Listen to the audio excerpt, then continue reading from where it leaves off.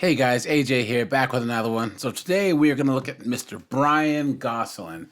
And this is actually a request from Jillian Moss. Thanks for the request. But before we get into this, guys, be sure to like, subscribe, drop a comment. It helps keep the channel going. I actually write down all of you guys' requests, so if you've made one, just let you guys know that it's probably coming down the pipeline or will probably be dropping soon. So, yeah, guys, Brian Gosselin, look at this guy. Look at this guy's face. I mean, there's faces that you just wouldn't tire of punching, right? Like you can get cardio by just punching them over and over and over again. And that's this guy. And it's funny because every single picture that you see of this guy, he looks more and more like a piece of shit. Like look at him. I mean, come on. Look. And he's one of the most memeable predators out of there, out here. Even though he wasn't even on the show for very long, but unfortunately, guys, the chat log was in a PDF format. I can't find it anywhere, but one guy, the Temple of TCAP, he summarized it for us. But so going over some information about Brian Gosselin here, he says that he went by bayjones and he was 32 years old, and he went to Catholic school. And he says that he wishes that he would have, I guess he was a late bloomer for sex, and he hadn't done it much in his life, and he thinks he should have partied more. And he was a chauffeur, so he would drive people like to and from the airport, and he would drive, was it a town car, a van, and a limo. And then during the day, so he would work nights, and then during the day he would talk to the decoy, and then yeah, I guess he would call the decoy on the phone in between clients. So imagine that you're driving to the airport, or that you're I don't know, that you go, oh, I need to drive to my grandma's house from the airport in a limo or a van, and this piece of trash is chatting with a decoy. You know what I mean? Ugh. So, I guess in the chat he talks about Dr. Phil, and there's an episode about age difference in relationships, and he keeps bringing that up to the decoy. And then he says he's a DJ that does bar mitzvahs and sweet 16s. Ugh, right? And Christmas and New Year's parties, Valentine's Days, and bachelorette parties. And then he's 5'8", 140 pounds. And yeah, so okay, here's the chat, guys. He initiates contact with the decoy April 12th, 2006.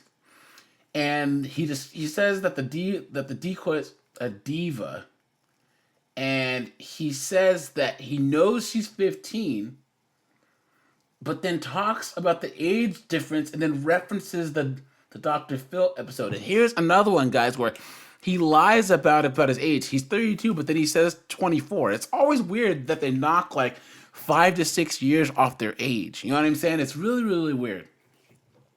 So he says he's crazy and goofy, and then he tries to say that he's a playful, romantic prankster who will work hard to provide her with bling bling. Oh my God, guys. When was the last time that you heard that?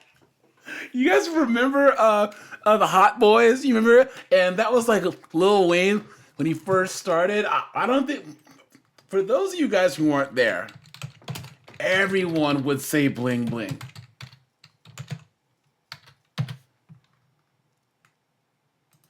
What was that song? Yeah, every time I come around my city, bling bling. Yeah, man. Look at this. Oh, look at how young Lil Wayne was, man. And this is when everyone had these big chains. Look at this, man. Look at this. Oh, man, this was so long ago. Man, this song was everywhere. Man, this was college. Yeah. Everyone had the chains and stuff, and the grills and stuff. Yeah, there's Juvenile right there, and yeah, man, I haven't heard that term in so long. That takes me back. Anyways, I digress. So he says something about Japanese seahorses. What the hell? And he says he doesn't want any trouble. He has a good reputation and doesn't want to make the headlines. Well, it looks like that didn't go very well for you there, Mr. Brian. And he says he picks up an error that the decoy makes. The decoy said that she had sex with her ex-boyfriend, but later says they hadn't kissed. So he caught that, and then he still went there. And then he says, late in the chat, the decoy applies pressure, saying she's considering getting back with her ex. The chat is brought to an ultimatum to make Gosselin's intentions explicit. He responds first with passive-aggressive anger, and then resorts to relationship advice that'll benefit himself. So basically, I don't really think that you can get back with him because there's better guys out there that are like me, blah, blah. You know what I'm saying? And then he says, Gosselin becomes more explicit. I want you to show me God. Go wild and free sexually on me so I can be one with it. What are you talking about, dude? Anyways, and it says he gets angry and possessive when the decoy fails to contact him over the weekend after he took the weekend off and tries to guilt trip her.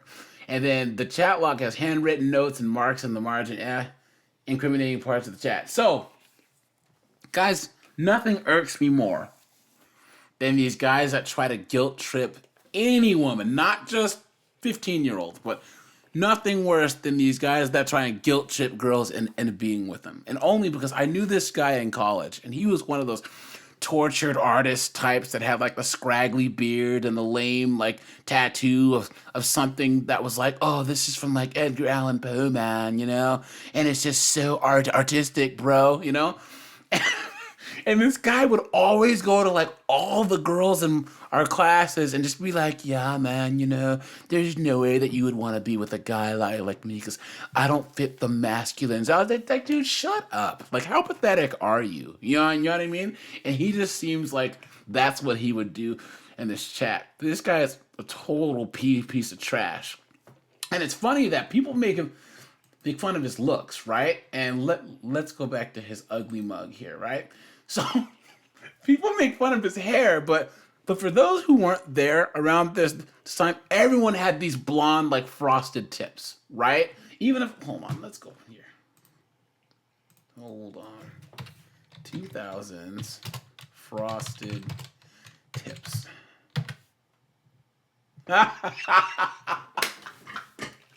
Put your arms around me, baby. Look, for those of you guys who might be younger than me, look, everyone had this hair. Everyone. Every, like, white front man or every boy band guy. Oh, man. The Justin Timberlake curls. And I remember I had friends of mine. I never had to worry about this because I'm black, so I never needed blonde tips. But I had friends of mine that fucked up hella shirts because they were trying to bleach blonde their hair, and then they would get it on their shirts or on their jackets or whatever. It was hilarious. Anyways, but yeah, that's Ryan Phillippe. Look at all these guys, man. Oh man, this takes me back. Look at that. But yeah, so he was, I guess he was styling and profiling, guys. He was fashion forward at the time, I guess. Well, anyways, let's just jump into the video here. Play with my Hon, would you like to take me in your mouth?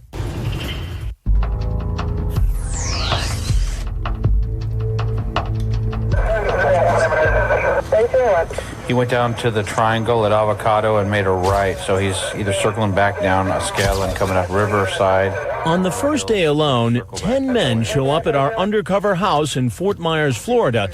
I still can't get over how big the Fort Myers house is. I mean, it's huge. Where supposedly a young teen is home by herself and ready to have sex. Here he comes.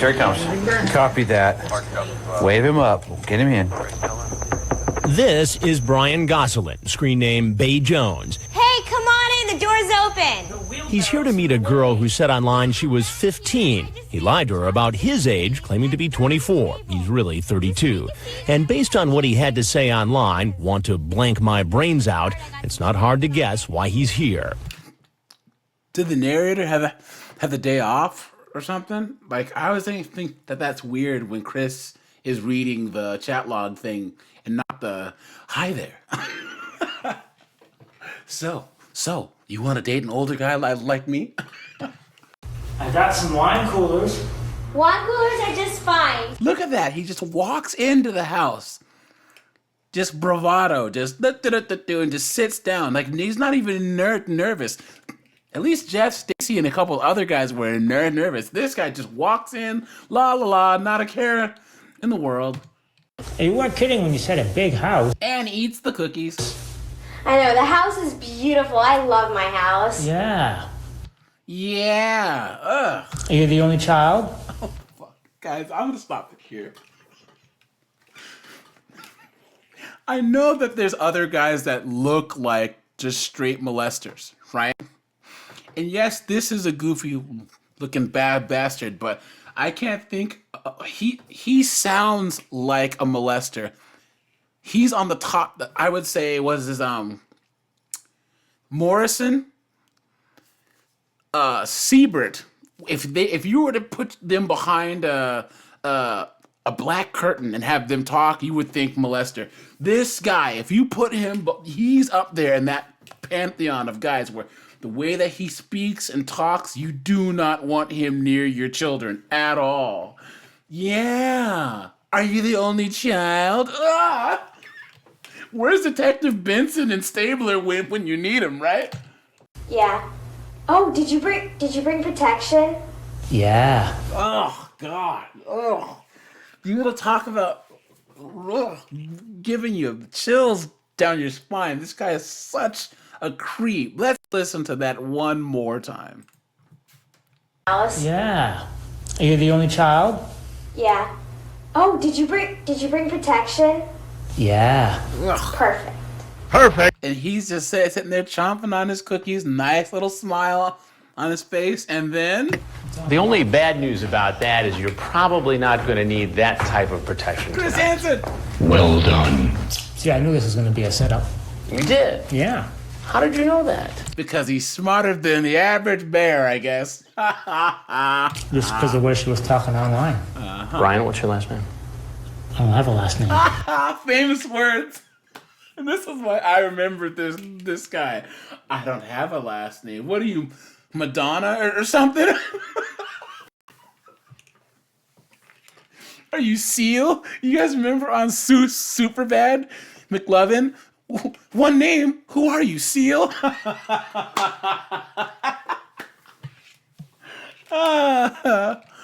He's just gonna be Brian. That's his.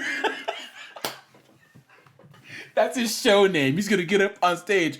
What's your name, buddy? It's Brian. You don't have a last name. And that's about all. And that's a story he's sticking to. He's looking Chris Hansen dead in his eyes. And Not that's backing about down. all he's willing to say. All right, I'll just leave, I guess. No, I'm not finished I'm not asking wanted questions here. yet. Sir? I'm not wanted here. And here's the thing, guys. He honestly thinks he's gonna he's gonna run to his car, jump in his car, and just Tokyo drift out of there and be completely done with it. But little does he know. There were a lot of creep. Oh, well, so he's not on the show for very long, but he does get arrested. And I think this is Charlie Love's chance. He adds a little clip from Chris Hansen's podcast, which I recommend listening to, you guys. It's really, really, really, really good. So, yeah, that's his little rendezvous with Chris Hansen. And this is like prime time. Look at Chris. Prime time, kicking ass, taking names. Chris Hansen got the hair. He's got the dark suit, the lean in motion. You know what I'm saying? This is prime time Chris Hansen. So basically, guys, what happens to him is perverted justice wouldn't turn over the chat logs for some reason, and this bastard had the charges dropped. Unfortunately. So he did do some time in jail, but he didn't go to prison, which is unfortunate. So he's still out there. I can't really see if he's been in trouble since. But yeah, guys, he's out there and he really didn't pay any price for what he did. And that's unfortunate. He did 37 days in jail. And yeah, and also I read here that he actually didn't talk to the cops at all. So the cop said, "Hey, do you want to help me? Do you want to help us? Help you?" He lawyered up. So, guys, if you ever see Brian Gosselin out in the wild, point, laugh at him, mock him mercilessly, please. Any social media, please mock him, because I think that's the only type of punishment that we as a collective group can give him, because I have no sympathy at all for this guy. So, all right, you guys, that's it for today. I have a couple more coming in the pipeline. I appreciate you guys' support. Like, subscribe, and I will see you in the next one. You guys are the best.